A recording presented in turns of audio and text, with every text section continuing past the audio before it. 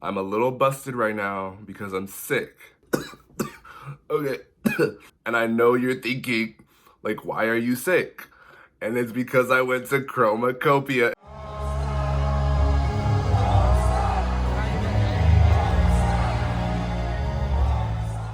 And I was in the pit, and I think I got something from one of you rank in the pit. I was like, no, like, I finna be in the pit.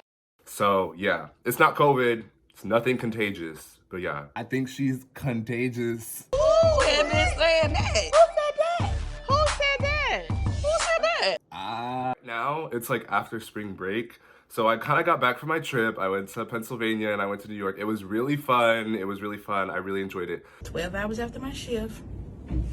And then the post-spring break depression hit me so hard. If I beat that up, bitch, you gon' tell on me. When I got back, I love Pennsylvania so much. Finally went through the process of, what's it called? Cooking. Not cooking. Basically, that looks really good right there.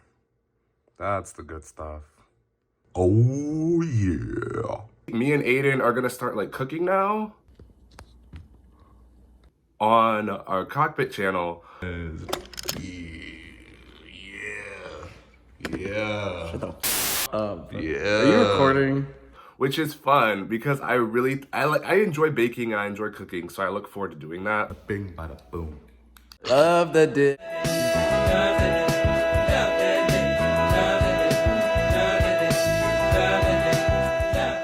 My birthday is gonna be like right whenever this comes out, I believe. Yeah. So I'm gonna be 23 by the time y'all see this. I apologize if my I apologize if I sound weird or if the coughing is distracting. But trust me, it's distracting for me too. Texas is fine. I've grown up here, whatever. But also, before we left, me and Aiden got manzillion waxes. I got a Glock in my Rari. That would 17 sick. I'm like, yeah, she's fine. It's because like I've had one before because my friend Lily waxed me before. And I think Aiden kind of just wanted one and he just wanted to like experience it. And I think he was kind of like scared to go alone. And I was like, oh, it's not that bad. Like, you'll be fine. Because like I've had one before and I was fine. Right. And I was fine. Like when he did it, like, yeah, it hurt a bit, but I was like, fine. And then Aiden went and it was like scary. Like I kind of felt bad for him. I think his skin's more sensitive than mine. So like, I guess it hurt more. But like, Yo. I felt really bad. I was like, damn, I really did this to him. I told him it wasn't gonna be bad, and then it was, and I felt kind of bad.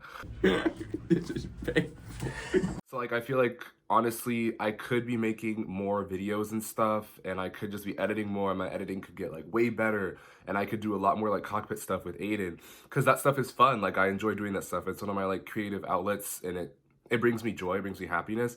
But I feel like given all the things I kind of deal with right now, it's hard to be able to fully deep dive into them. And I still put like a lot of effort into them and like the editing and all that. But I feel like it's just not as much as I really think I could do. Like, I feel like I'm not at my peak yet with all of this stuff. And I'm trying to make my peace with the fact that people will find out about my channel that I know, like friends and stuff. It's not like a bad thing that people I know watch these, and that's what I'm trying to like tell myself.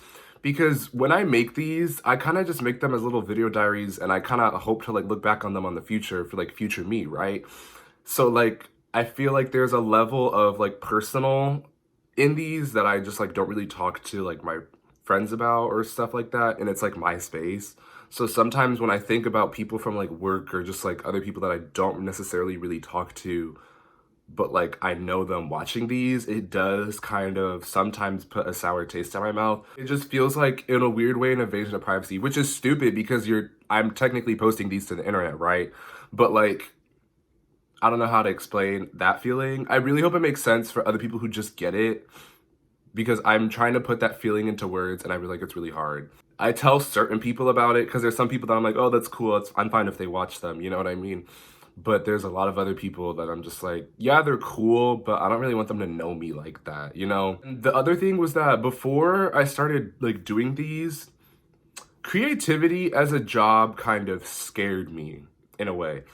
I feel like a lot of people, they see themselves as like content creators and like all influencers and all that stuff. And to me, that was never the goal. My goal was to do like a job that I was good at that could make money and then pursue creative endeavors on the side that bring me joy and make me happy. And that's what I'm doing right now, which is why I'm like in school and I'm majoring in civil engineering and all that. Because I do think I'm good at that stuff. I enjoyed that stuff, but it's not something I'm like over the top like passionate about, but I am good at it and I enjoy it enough to where I can like do it as a career. You know what I'm saying? But I don't see myself doing it for like 50 years of my life. I mean, I could, if that's like the choice, like I made my peace with that. Cause like I chose the major, like I know what I'm getting into, but like it's just not ideal. You know what I'm saying? I kind of just use it as a step stool so that I can fund the things that I want to do like on the side. Like so I can fund being able to move to Pennsylvania with Aiden and being able to pay for like stuff for like Cockpit Network and all that.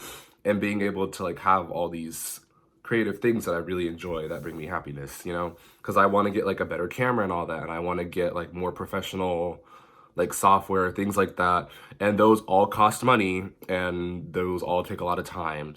I think I said that before, but I really don't care because this is my channel, so I can say what I want. I'm also excited for my internship. I know I've said that many times. I'm excited for it, but also I'm kind of scared for it now because now it's getting closer to it.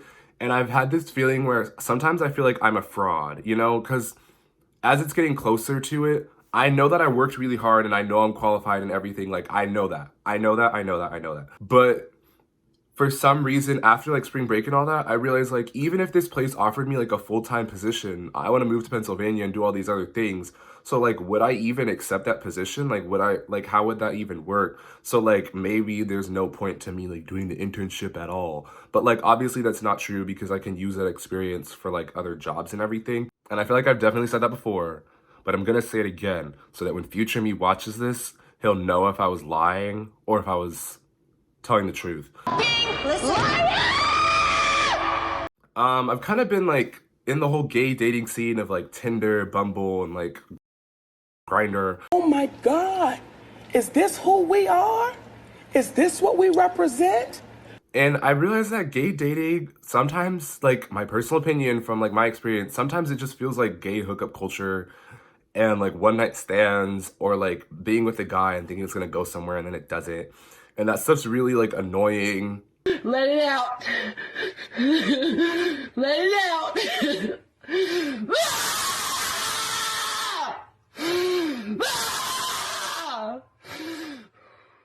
A lot of like being emotionally unavailable, and it sometimes I would put this unrealistic pressure on myself to like, oh, things have to work out and this is like your forever person.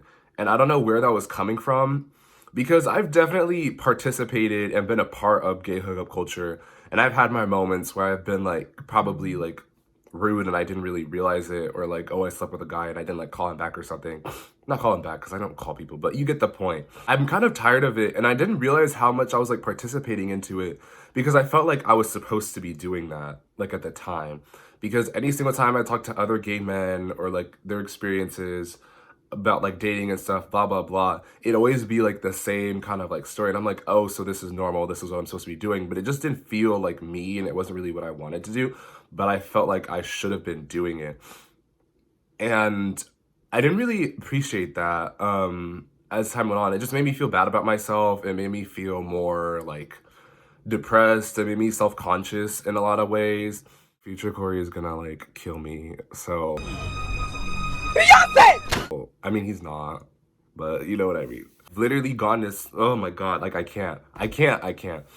That's tea for another day. And I also made a little travel editing montage clip of my spring break trip on the Cockpit Network channel, and I didn't want to upload it to this one because I just didn't feel the point in doing two. I feel like that doesn't make sense because it's linked anyway in my bio. And then a brief shout out to Malia. Thank you for picking us up from the airport because I know you're watching this. Oh God. I really enjoy recording with Aiden. I think he has a lot of like potential. Is it good lighting? and he has like the drive and all that for this stuff, and he's like slowly unlocking it and coming out of his cocoon, and it's really cool to watch. Oh, you forgot to shake. That's what I did. I was like, you were, oh, you shot it. I had to stop myself, and then I got shot. It's recording.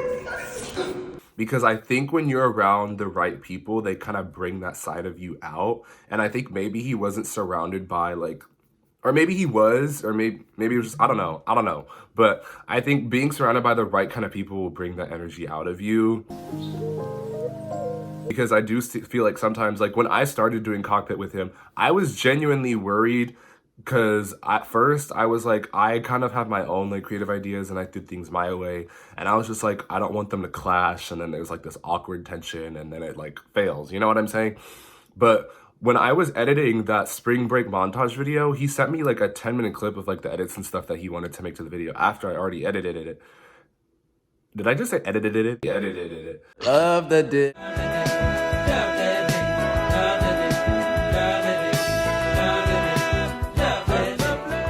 I actually was like, oh wow, like he kind of knows what he's like talking about. And it was very like impressive, which sounds not like in a condescending way, because that makes it sound like condescending, like I think low of him, which I don't. I was just shocked because sometimes I feel like when people critique things that I do, they don't see like a vision or we're not on the same page. So then their critiques kind of just go like one ear out the other for me and I don't really listen. But like to hear those critiques, it was like, oh my God, like he clocked me. Like he got some really good stuff that actually made it like way better. And I was like, this is someone I could actually work with in the future. And sometimes I feel like I'm being sassy and I sound like a manager, and I try not to be. I really do, but it's just. I'll be weak in the knees. Stand up! Stand up! Wish me luck on moving to Pennsylvania in the future, and on editing, and on Cockpit cooking, and Cockpit network, and all the cool things that I plan to do with my time. So, and wish me luck on the homework, and that I feel better. That's it. Bye!